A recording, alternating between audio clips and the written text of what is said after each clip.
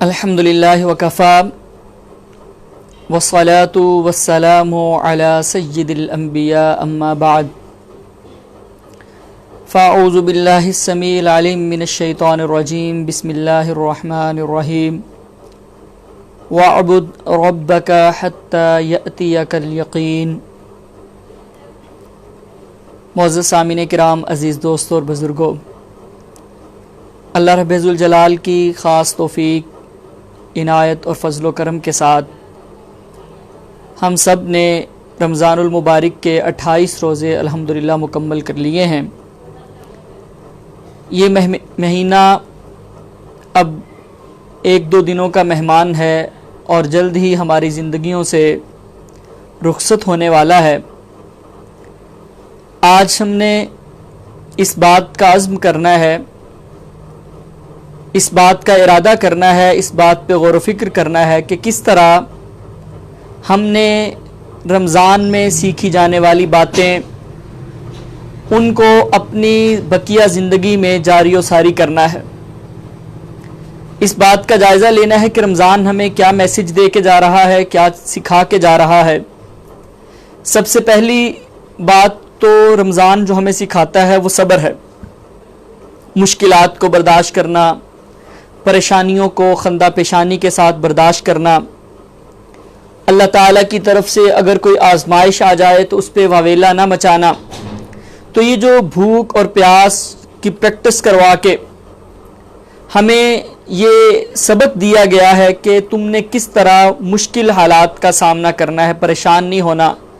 جب انسان کے اندر یہ صبر کا وصف پیدا ہو جاتا ہے، یعنی وہ یہ کہہ کے، یہ سوچ کے مشکلات پہ صبر کرنا شروع کر دیتا ہے، تکلیفوں کو برداشت کرنا شروع کر دیتا ہے کہ اللہ تعالیٰ مجھے اس پر بھی اجر عطا فرمائیں گے، تو اللہ تعالیٰ کے ہاں اس کی قدر و منزلت بہت بڑھ جاتی ہے۔ ان اللہ مع الصابرین، اللہ صبر کرنے والوں کا پھر ساتھ دیتے ہیں مشکلات سے نکلنے کے لیے۔ واستعینوا بالصبر والصلاۃ، قرآن کہتا ہے اگر تم چاہتے ہو نا کہ اللہ کی مدد تمہارے شامل حال رہے، تمہارے زندگی کے مسائل، گھر کے مسائل ہیں، کاروبار کے مسائل ہیں، پروفیشنل لائف کے ایشوز ہیں، اور بہت ساری چیزیں ہوتی ہیں، تو 2 کام کرو، نماز کا اہتمام کرو، صبر کرو، تو میری مدد تمہیں حاصل ہو جائے گی۔ واللہ یحب الصابرین، اللہ صبر کرنے والوں سے محبت رکھتے ہیں۔ اور پھر صبر کی دوسری قسم کہ لوگوں کی باتوں پہ صبر کرنا، اس کی بھی روزے نے ہمیں پریکٹس کروائی کہ ہم نے روزے کی حالت میں ہمیں کہا گیا کہ تم نے لڑائی نہیں کرنی، اینٹ کا جواب پتھر سے نہیں دینا، گالی کا جواب گالی سے نہیں دینا، لوگوں کی باتوں پہ صبر کرنا ہے۔ وہ جو قرآن کہتا ہے نا والکاظمین الغیظ والعافین عن الناس، غصے کو پی جانے والے اور لوگوں کو معاف کر دینے والے، وہ اللہ کے پسندیدہ لوگ ہیں۔ واللہ یحب المحسنین، اللہ احسان کرنے والوں کو پسند کرتے ہیں۔ اللہ تعالیٰ کہتے ہیں کہ تم لوگوں وَلْيَعْفُوا وَلْيَصْفَحُوا فَلْيَعْفُوا وَلْيَصْفَحُوا أَلَا تُحِبُّونَ أَن يَغْفِرَ اللَّهُ لَكُمْ، لوگوں کو ان کی باتوں سے درگزر کرو، کیا تم نہیں چاہتے کہ اللہ بھی تمہیں معاف کریں، تمہارے غلطیوں کوتاہیوں سے درگزر کریں؟ تو یہ روزہ ہمیں ایک سبق اور میسج دینے آیا تھا۔ تو ہم نے کوشش کرنی ہے کہ جس طرح روزے کی حالت میں ہم نے بھوک اور پیاس کو برداشت کیا، آئندہ جو 11 ماہ آنے والے ہیں ان میں بھی اگر کوئی مشکلات آئیں، کوئی پریشانیاں آئیں، تو حوصلے کے ساتھ اور خندہ پیشانی کے ساتھ ہمیں ان کا سامنا کرنا چاہیے، اور لوگوں کی طرف سے جو تکالیف آئیں اس میں بھی ہمیں معاف اور درگزر کا رویہ جو ہے اختیار کرنا چاہیے۔ اللہ کے رسول صلی اللہ علیہ وسلم فرماتے ہیں وَمَا زَادَ اللَّهُ عَبْدًا بِعَفْوٍ إِلَّا عِزًّا، واللہ، اللہ کی قسم دے کے کہا کہ اللہ تعالیٰ معاف کرنے والے کی عزت میں اضافہ فرما دیتے ہیں۔ تو یہ ایک میسج ہمیں ملا جو ہم نے کنٹینیو کرنا ہے اپنی آئندہ زندگی کے اندر۔ دوسری بات، روزہ جو ہے وہ ہمیں مساوات اور برابری کا درس دیتا ہے۔ دیکھیں نا، روزہ تھا تو ہر برادری کے لوگ وہ ایک ہی ٹائم پہ روزہ رکھتے تھے، ایک ہی ٹائم پہ افطار کرتے تھے۔ اللہ تعالیٰ نے یہ نہیں کہا کہ یہ بڑی اونچی برادریوں کے لوگ ہیں ان کے لیے روزہ 12 گھنٹے کا، یہ ذرا نیچ برادریوں کے لوگ ہیں ان کے لیے 14 گھنٹے کا، ان کے لیے 16 گھنٹے کا۔ کوئی رعایا کا فرد تھا یا حکمران تھا، دونوں کے لیے احکام تو اللہ کے برابر تھے۔ کوئی بہت پڑھا لکھا ڈگریوں والا تھا اور کوئی بالکل ان پڑھ تھا، تو دونوں کے لیے روزے کا ڈیوریشن تو سیم تھا نا۔ اور کوئی جو ہے وہ بہت بڑے عہدے پہ فائز اور کوئی محنت مزدوری کرنے والا، سب کے لیے روزہ ایک جیسا تھا۔ تو اصل میں اللہ تعالیٰ ہمیں یہ سمجھانا چاہ رہے تھے کہ میرے نظر میں میرے لحاظ سے تم سب برابر ہو. یہ تو میری عطا ہے نا, کسی کو دے کے آزماتا ہوں, کسی کو کم دے کے آزماتا ہوں, کسی کو مال کی فراوانی عطا کر دیتا ہوں, کسی کو عہدے عطا کرتا ہوں, کسی کو نہیں عطا کرتا. وَتُعِزُّ مَن تَشَاءُ وَتُذِلُّ مَن تَشَاءُ, اور جس کو چاہتے ہیں بادشاہ دیتے ہیں, جس کو چاہتے ہیں چھین لیتے ہیں, جس کو چاہتے ہیں عزت دے دیتے ہیں, جس کو چاہتے ہیں ذلت سے ہمکنار. یہ تو اللہ نے اپنی تقسیم کر رکھی ہے نا, اس کے لحاظ سے اللہ تعالیٰ لوگوں سے معاملہ کریں گے. تو اللہ تعالیٰ یہ کہتے ہیں کہ میرے اس تقسیم کی وجہ سے تم اپنے آپ کو بڑا نہ سمجھو, تم سب برابر ہو. ان اکرمکم عند اللہ اتقاکم, ہاں میرے نزدیک زیادہ عزت والا وہ ہے جو زیادہ متقی اور پرہیزگار ہے, جس کا روزہ اچھا تھا. مجھے تو وہ اچھا لگے گا, برادری کوئی بھی ہو, ہاں مجھے برادریوں سے کیا لگے. تو یہ جو ہمیں روزوں نے میسج دیا ہے نا کہ یہ ہماری برادریاں کوئی حیثیت نہیں رکھتی اللہ کے حال, ہاں یہ ہمارے عہدوں کا تفاوت یہ اللہ کے ہاں کوئی حیثیت نہیں رکھتا. یہ مال و دولت کا تفاوت, کوئی امیر ہے غریب ہے, اللہ کے ہاں یہ چیز کوئی اہمیت نہیں رکھتی. وہ تو اعمال کو دیکھتا ہے, وہ تو دلوں کی حالت کو دیکھنے والی ذات ہے, وہ تو تقوی کو دیکھنے اور جانچنے والی ذات ہے. تو یہ ہم نے اب جو روزوں سے سبق سیکھا ہے رمضان سے, اس کو ہم نے اپنی اگلی جو زندگی ہے رمضان کے بعد کی, اس میں اس کو کنٹینیو کرنا ہے, اس پہ عمل پیرا ہونا ہے کہ یہ جو ہم اپنے عہدوں کی وجہ سے, برادری کی وجہ سے, اپنے فیملی بیک گراؤنڈ کی وجہ سے, حسن و جمال کی وجہ سے, مال و دولت کی وجہ سے اپنے آپ کو بہت بڑا لوگوں سے اور لوگوں کو کمتر سمجھنا شروع کر دیتے تھے, تو یہ سوچ ہمیں ترک کرنا ہوگی. یہ ہمیں روزوں کا میسج ملا ہے. پھر روزوں نے ہمیں ایک اور چیز یہ بھی سکھائی ہے کہ غریبوں کا احساس کیا جائے. دیکھیں جب روزے میں بھوک لگتی ہے نا, پھر انسان کو احساس ہوتا ہے کہ یار یہ مجھے بھوک لگی ہے تو کتنی تکلیف محسوس ہو رہی ہے, مشکل لگ رہا ہے بھوک کو برداشت کرنا. لیکن میرے محلے میں, میری گلی میں, میرے گاؤں کے اندر, میری سوسائٹی کے اندر, میرے قرب و جوار میں, میرے اعزاء و اقارب میں کتنے لوگ ایسے ہیں جو سارا سال اس کیفیت سے گزرتے ہیں, جن کو صبح کا ملتا ہے تو شام کا نہیں ملتا, شام کا ملتا تو صبح کا میسر نہیں آتا. وہ بیچارے کیسے اس تکلیف میں گزارا کرتے ہوں گے. تو یہ ان لوگوں کا احساس, ان کی تکلیف کا احساس ہمارے اندر پیدا کیا گیا ہے ان 28 روزوں کے جو آگے بھی ایک دو آنے والے, ان میں انشاءاللہ مزید یہ احساس پختہ ہوگا. تو اب ہم نے اس کو کنٹینیو کرنا ہے کہ ہمیں جب کوئی غریب آدمی نظر آئے, کوئی روزی روٹی کے لیے تگودو کرتا ہوا نظر آئے, یا کسی جگہ پہ ایک مزدور سارا دن مزدوری کے انتظار میں بیٹھ کے واپس جاتا ہوا نظر آئے, یا کوئی شخص ہمیں اپنے قرب و جوار میں لگے کہ ان کے گھر کا چولہا بجھنا شروع ہو گیا ہے, تو ہمیں وہ تکلیف یاد آ جائے کہ یار بھوک بہت مشکل چیز ہے, اس کو برداشت کرنا.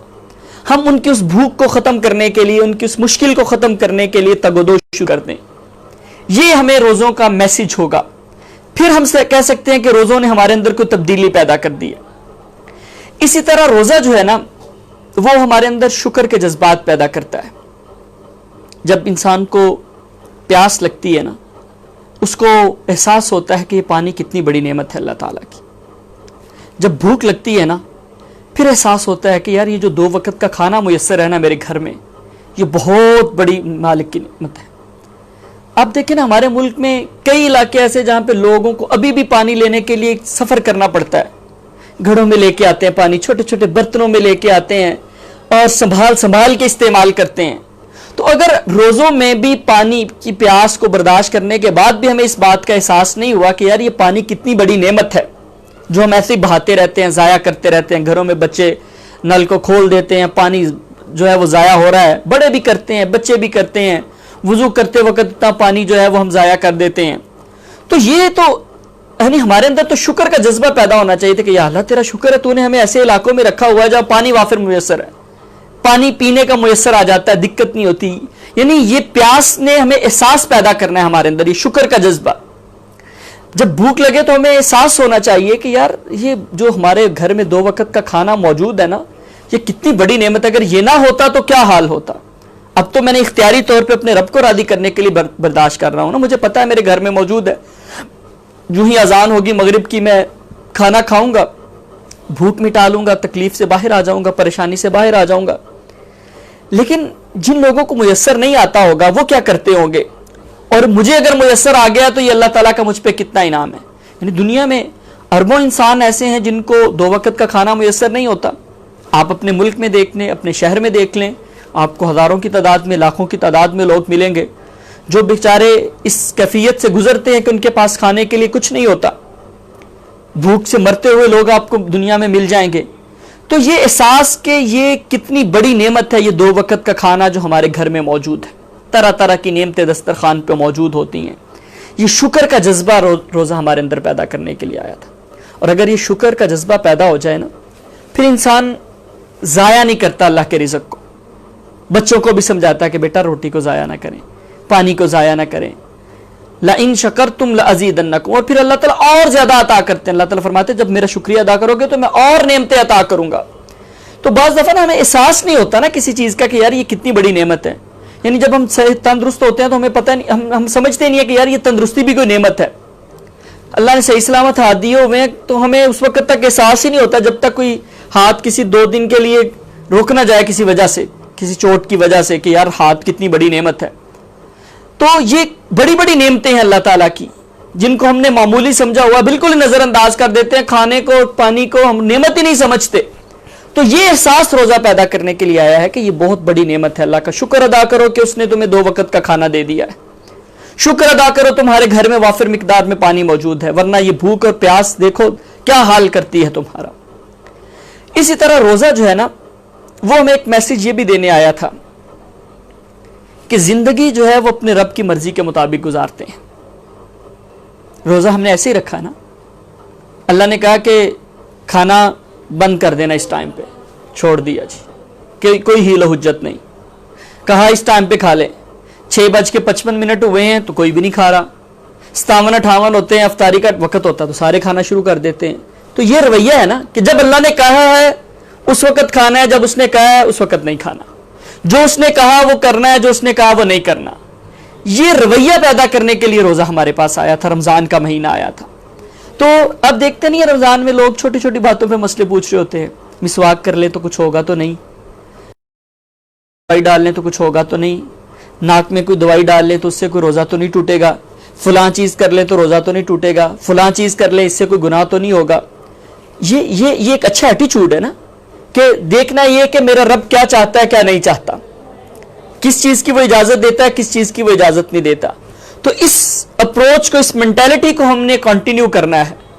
جب دکان پہ بیٹھے ہوں گے، جب کوئی بزنس ڈیل کرنے لگیں گے تو دیکھنا ہے کہ یہ اللہ نے اجازت دی ہے اس کی یا نہیں، کہیں سود تو نہیں ہے، یہ کہیں یہ جوے کے اندر تو نہیں آتا، غرر تو نہیں ہے. یہ جو لیزنگ کے کاروبار ہوتے ہیں، انٹرسٹ لیتے ہیں بینکوں کا، کھا کے سود کھاتے رہتے ہیں، اور بے شمار طریقے ہمارے ہاں حرام کھانے کے رائج ہیں، رشوتیں لیتے ہیں. تو یہ روزہ ہمیں یہ سوچ پیدا کرنے کے لیے آیا کہ جب ہم کاروبار یا لین دین کا کوئی معاملہ کرنے لگے تو ہم سوچیں کہ یہ غلط ہے یا صحیح ہے.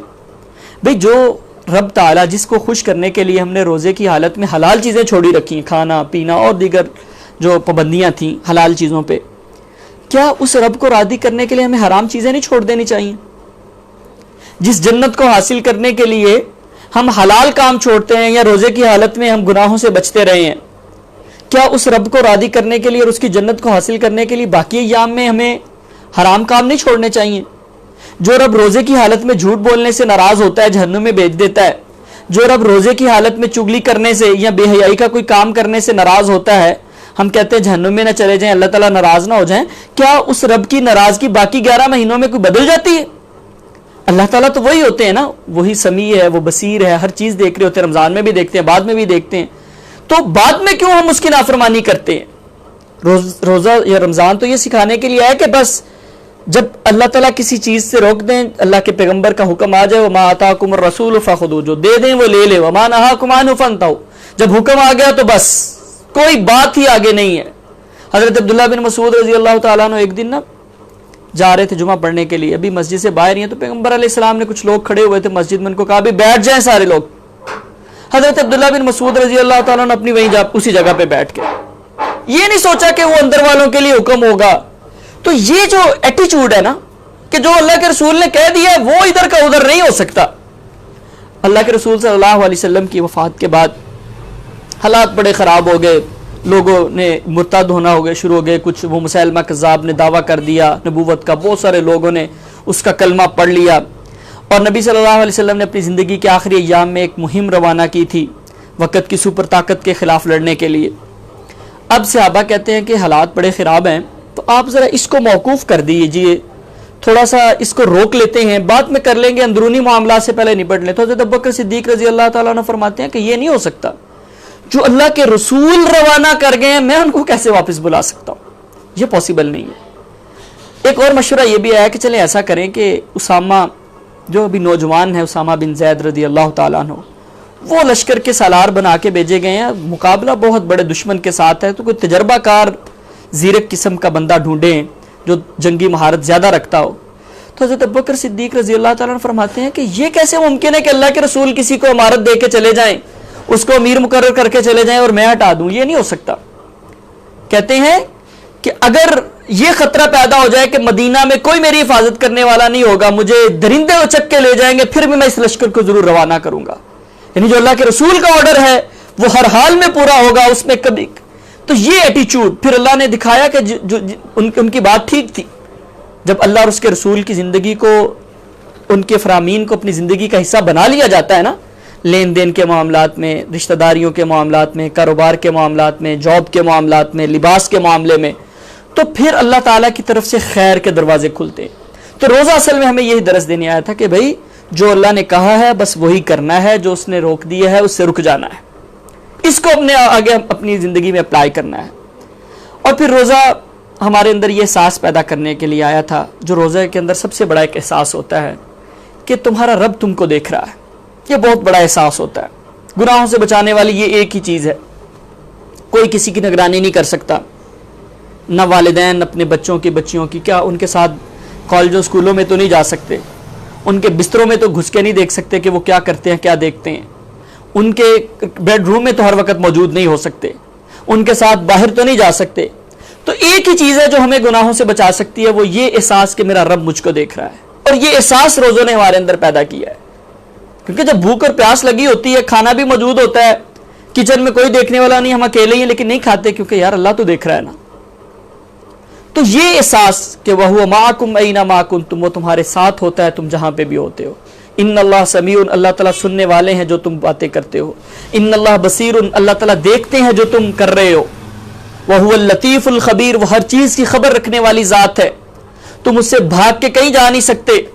یہ احساس اللہ کے دیکھنے کا، اس کے ساتھ ہونے کا، کہ اللہ تعالیٰ کو پتہ چل جاتا ہے کہ ہم کیا کر رہے ہیں، تنہائیوں کے اندر بھی جو کچھ ہوتا ہے اللہ کو پتہ ہوتا ہے، یہ احساس روزہ ہمارے اندر۔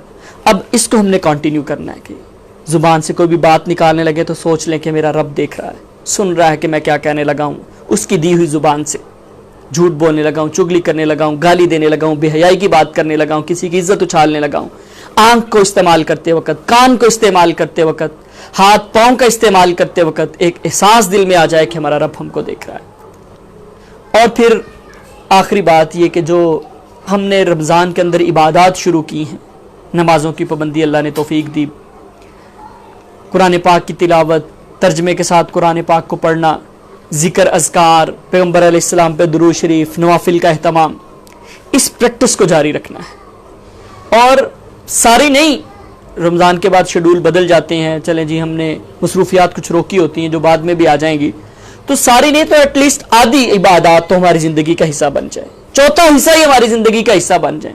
تو یہ جو ہم نے عبادات شروع کی تھی ان کو اب ہم نے کنٹینیو کرنا ہے، کیونکہ اللہ تعالیٰ کہتے ہیں وَاعْبُدْ رَبَّكَ حَتَّىٰ يَأْتِيَكَ الْيَقِينُ، موت تک اپنے رب کی عبادت کرو، پتہ نہیں کب آ جانی ہے، عبادت کی حالت میں، اس کی بندگی کی حالت میں، اس کا حکم ماننے کی حالت میں موت آئے۔ اور جو گناہ ہم نے چھوڑے تھے نا رمضان میں، کچھ لوگ کہتے ہیں جناب میں نے یہ کام نہیں کرنا، بے حیائی کے کام، فلمیں، ڈرامے، بہت ساری چیزیں ہم رمضان میں چھوڑ دیتے ہیں، ان کو اپنی زندگی سے مستقل طور پہ نکالنے کا اپنے پلان کرنا ہے۔ پھر ہم سمجھیں گے کہ رمضان جو ہے وہ ہمارے لیے تبدیلی کا باعث بنا ہے۔ اللہ تعالیٰ سے دعا ہے کہ اللہ تعالیٰ ہمارے روزوں کو قبول فرمائے، رمضان کی ٹوٹی پھوٹی عبادات کو قبول فرمائے، اور ہماری جو رمضان کے بعد کی زندگی ہے وہ اپنی رضا کے مطابق بنانے کی توفیق نصیب فرما دے۔ وما علیہ الا البلاغ۔